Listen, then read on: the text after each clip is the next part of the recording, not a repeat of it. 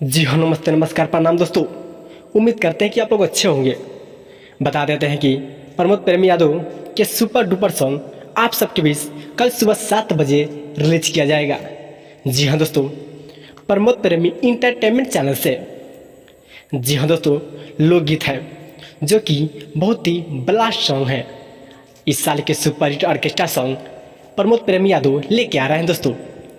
जिस सॉन्ग का टाइटल है रगड़ के सबर करी। जी हाँ दोस्तों, फिर से बता देते हैं कि सॉन्ग का टाइटल है रगड़ के सबर करी।